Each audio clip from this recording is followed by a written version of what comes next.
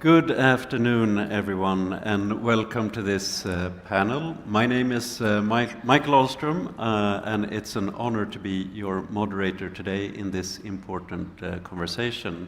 And as an entrepreneur and a community builder since more than 2 decades, I'm very passionate about these topics of innovation and bringing global innovations into local perspectives.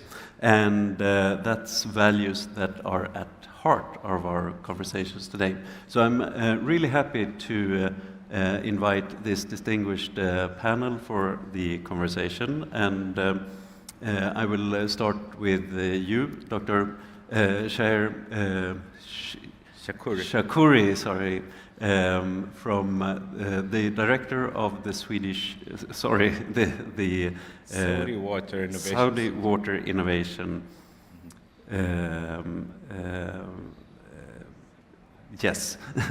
And also Dr. Mohammed Al-Surf, founder and president of the Sustainability Professionals of Saudi Arabia. And also Dr. Manus Ward from KAUS. Wonderful having you here today, and I would love to let you introduce yourself a little bit more, and also bring your perspective to global innovations into a local context, and please also provide some practical examples from your own experiences into this. All right. Assalamu alaikum wa rahmatullah. So, first of all, I would like to thank MIWA and Rydia for hosting this amazing event, the Sustainability Week. So, I'm representing the Saudi Water Authority as the director of the Saudi Water Innovation Center. Answering to that question, I will start with a short answer, then I will expand that. So, it is a collaborative work.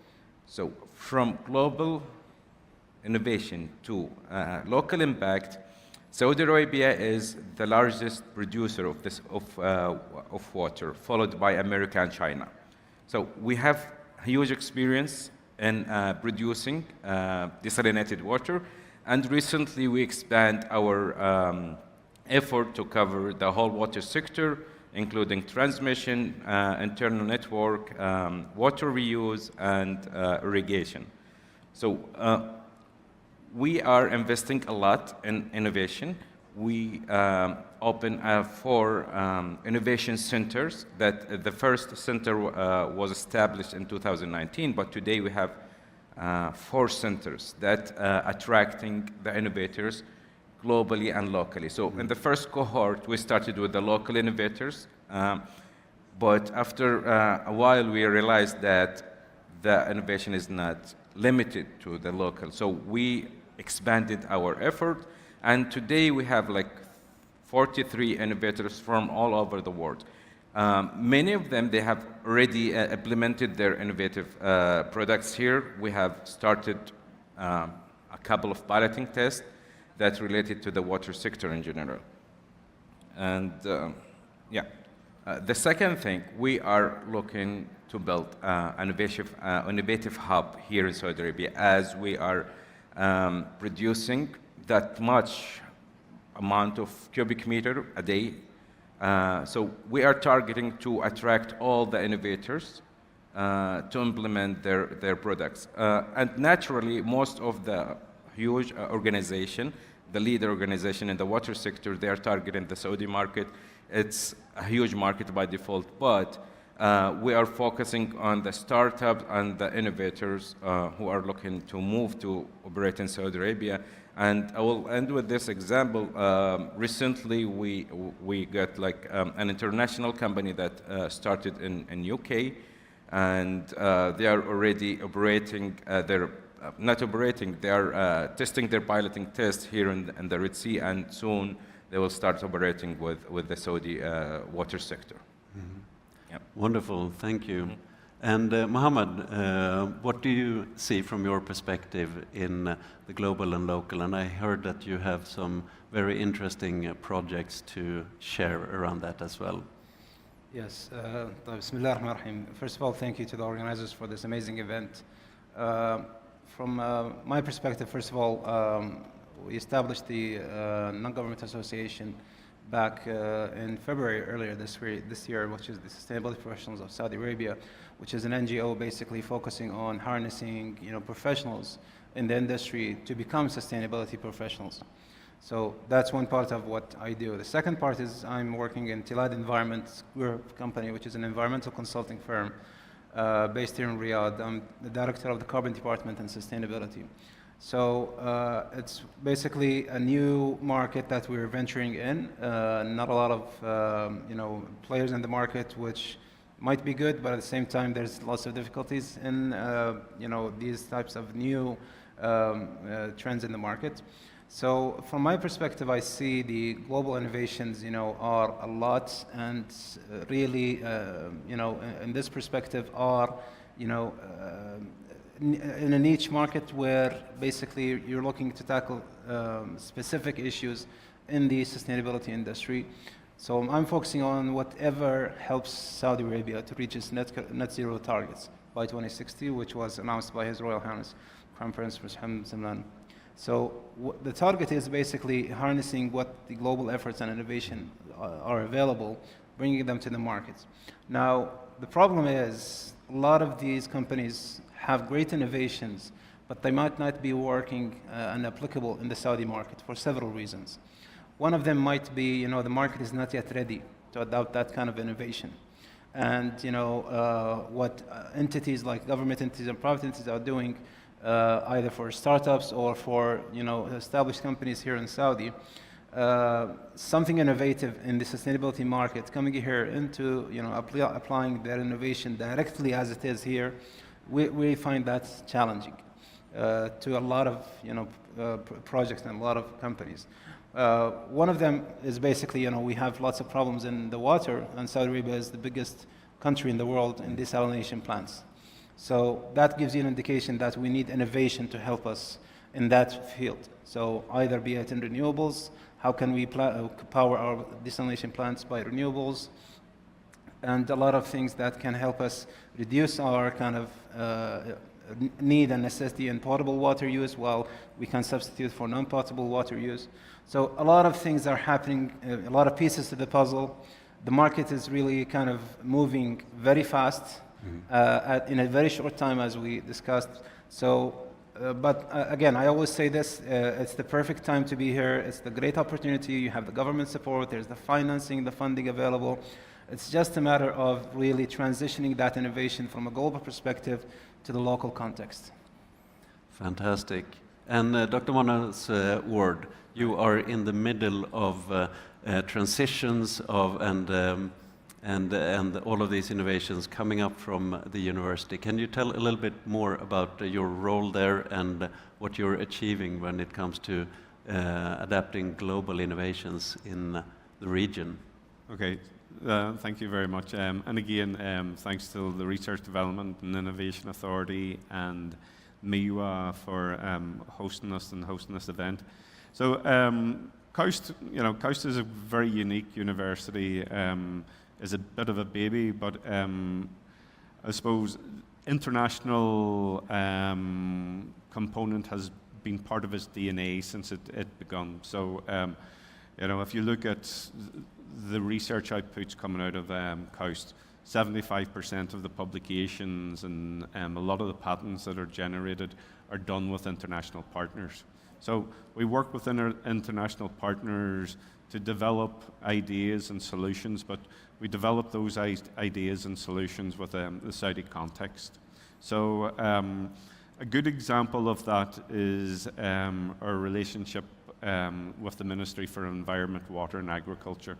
So as part of our engagement, we've developed a strategic partnership that's led by our President and His Excellency Minister Al-Fadli. And there, what we're doing is we work with the various different deputyships across the environment, water and agriculture, plus the multiple entities that are associated with MIWA in order to start to work on some of their key challenges and look to see what technologies do we have that can actually be implemented in terms of brought to market? So with multiple examples. A good example at the minute is, so we have a number of people working in wastewater reuse. So we have developed very significant pilot activities that we have developed in collaboration with the National Water Company and MODON, and we have those in place. And now we're at a point where we're looking to look at the right types of models and investment activities in order to scale these up from where they are now at 100 cubic meters a day to 1,000, 5,000 cubic meters per day. Another really interesting one in the agriculture space is we've developed with the MIWA and the National Centre for Vegetation Cover a test field site where we can apply lots of our technologies around water reuse, desert agriculture, precision agriculture. So what are the various different technologies that we can use that impacts irrigation in terms of reducing the amount of water that we use, but you still get the same sort of kind of growth and produce coming from your plants. So it's a very interesting ecosystem at KAUST. We have, KAUST itself has three main sort of domains. You have the education, you have the research, but we also have a very strong innovation component. And everything seems to be in line right now, and a lot of things are happening. But you've also seen some hurdles and obstacles and challenges for this. Can you elaborate a little bit on that? So, and maybe just for people that are in the audience, I was in the last session, so I think a lot of the hurdles that we see are part of the last session's conversations in terms of ecosystem in particular. So in order to take your technologies through from very early stage to maturity, right through till startup and supporting small companies, we don't have an ecosystem of venture capital. We don't have an ecosystem of entrepreneurs in order to sort of really support these types of activities. Other key things are around the various different financial structures. What financials, we have financial structures in order to support basic research through to a certain level, but if you get to TRL2 or TRL3, what are the investment structures in order, and the people in order to take those investments from those phase through till sort of kind of pre-commercialization. And then from that pre-commercialization to pilot scale, that's where the big problems are, because that involves a high level of investment. It involves a long-term commitment, both from industry and from government. Fantastic. And Shahar, you have also a new approach to innovation with the hackathon and involving a lot of new stakeholders in innovation. Can you tell us a little bit about your work there?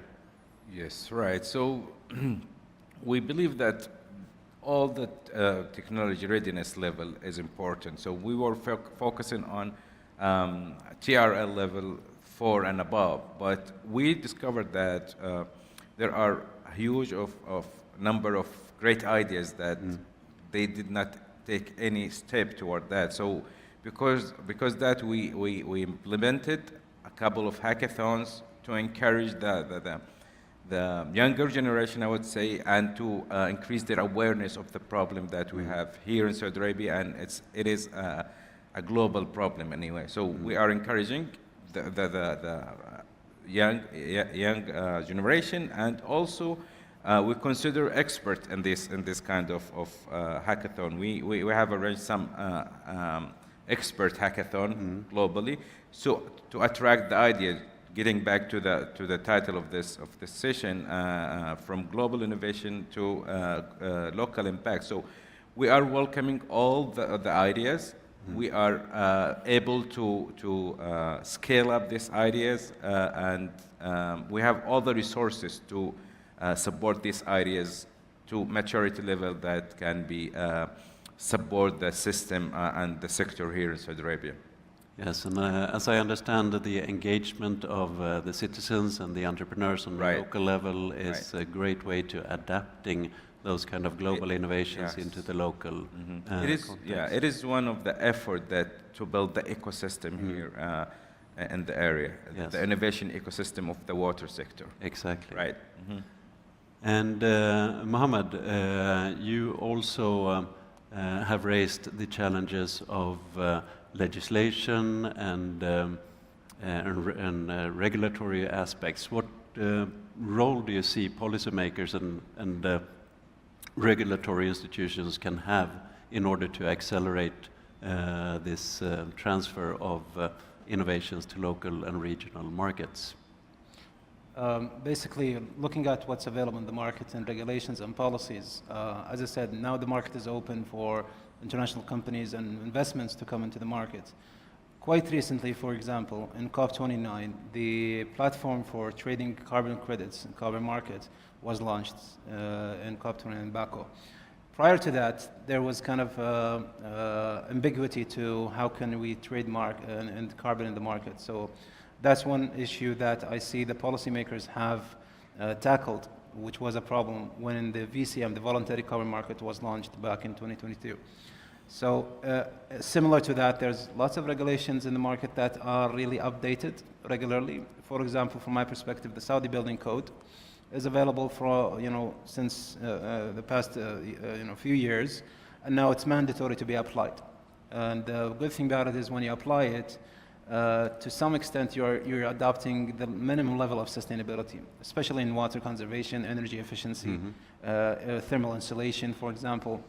So there's a lot of policy changing happening to really upskill what's available in terms of the market and the know-how to reach a minimum level to what the global standards are available in the market.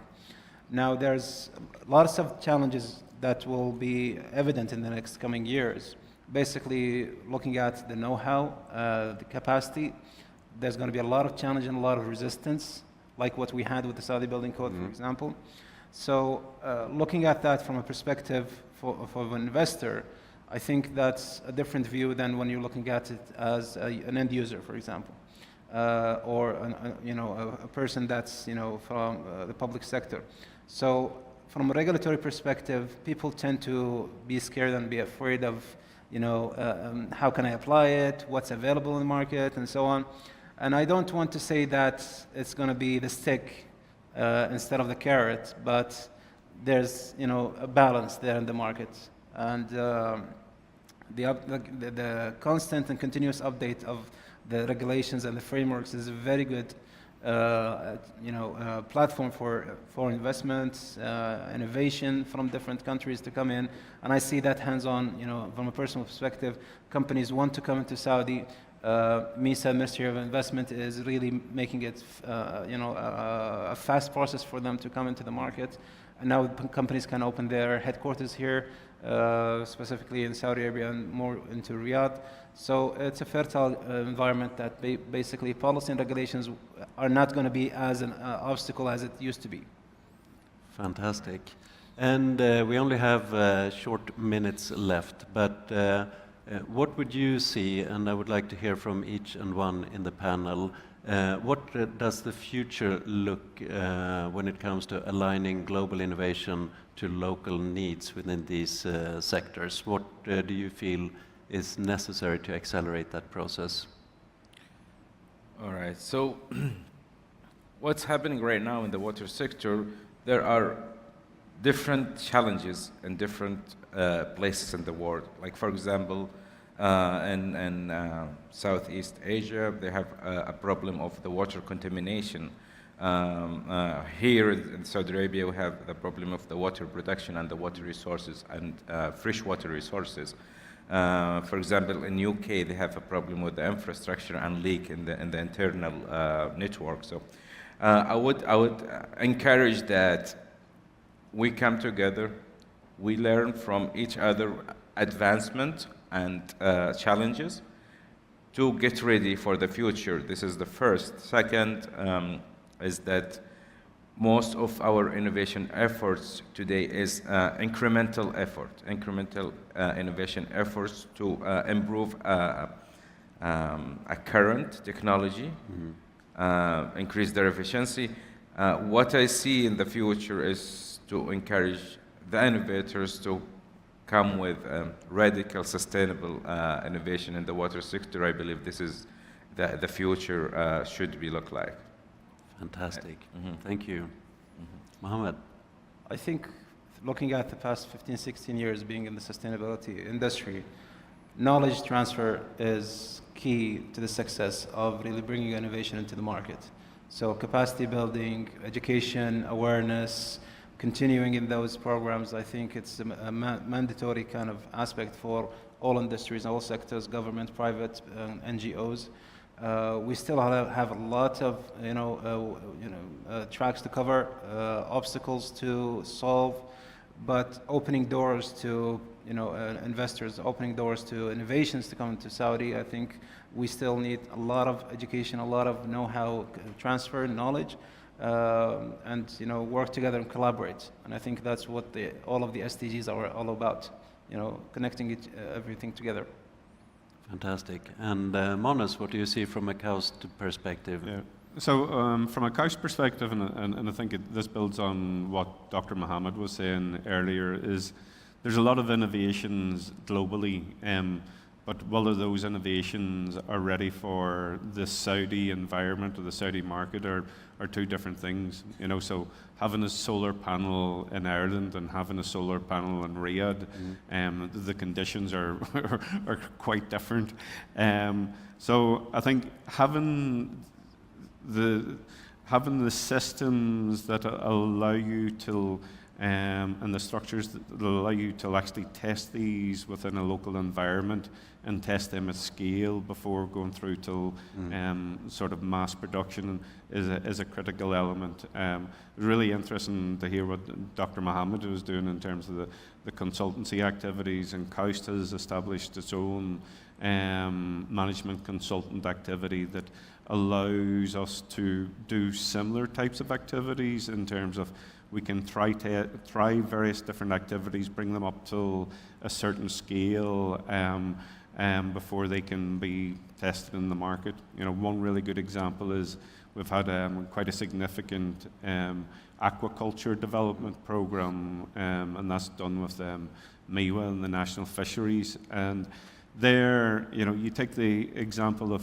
fish farming in Europe, but you can't apply that or take that stock and put them into the Red Sea, they just won't survive. So it's looking at what endemic species can you actually breed and produce in the similar sort of fashion and bring that through. So I think there's a lot of examples in the international arena in terms of various different innovations and how we can take those and use them in the Saudi context. Wonderful.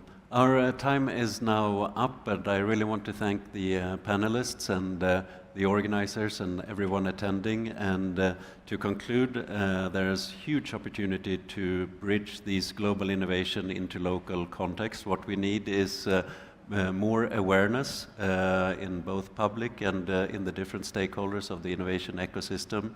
We need to increase the collaboration in between those parties, identify the disruptive technologies, and find test beds in order to scale.